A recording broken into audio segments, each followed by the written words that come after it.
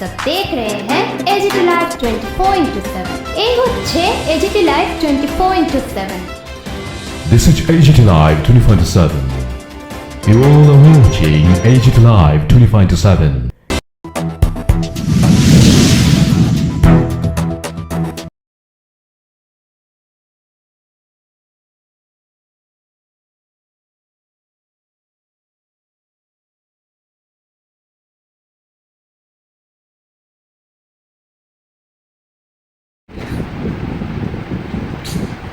Thank you, sir.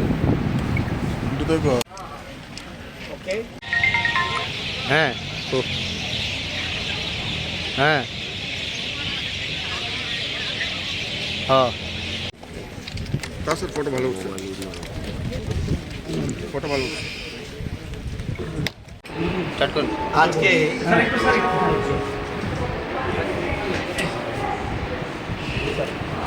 আজকে মেরামেক এবং সিমপেটের উদ্যোগে এবং রাজ্য সরকারের সহযোগিতায় আমাদের রাজ্যের উৎপাদিত আনারস 600 কেজি ওমানে যাচ্ছে। একটু আগে আমি ফ্ল্যাগ অফ করে দিয়ে আসলাম। আমাদের ডাইরেক্টর হর্টিকালচার, ডাইরেক্টর এগ্রিকালচার এবং নিরাময়ক এবং সিমপেট তারা সবাই উপস্থিত ছিলেন। এর মধ্যে আমরা আবার দুবাইতে 5 টনের অর্ডার পেয়েছি এবং 30 মেট্রিক টন হল্যান্ডে যাওয়ার কথাবার্তা চলছে। এর আগে আমরা আমাদের বিশেষ করে 2018 পর থেকে আমরা দুবাইতে এবং বাংলাদেশে কাতার, দুবাই, কাতার, বাংলাদেশ এই 3টা জায়গায় আগেও বিদেশে আমরা এই আনারস রপ্তানি করেছি।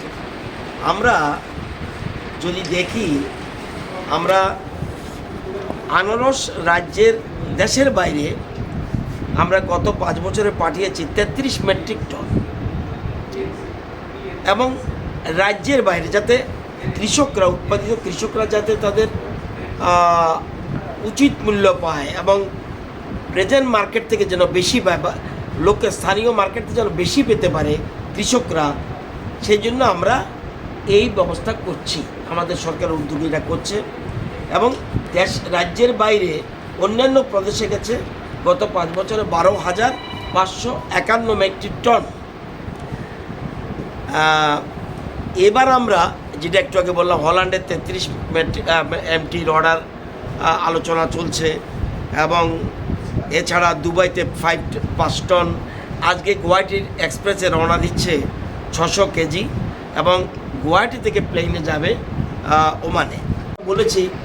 এবং আমরা যাতে আমাদের আনারস রাজ্যের বাইরে এবং দেশের বিদেশে বিভিন্ন জায়গায় যেন আমাদের ফসলগুলি যেটা করছি আমরা, সেটা যেন ত্রিপুরার মানচিত্রটা আমরা তুলে ধরতে পারি। আমরা দিল্লি হাটে গতবার বায়ার সেলার্স মিট করেছি এবং সেখানে নেরামেক সহ বিভিন্ন সংস্থা গেছে।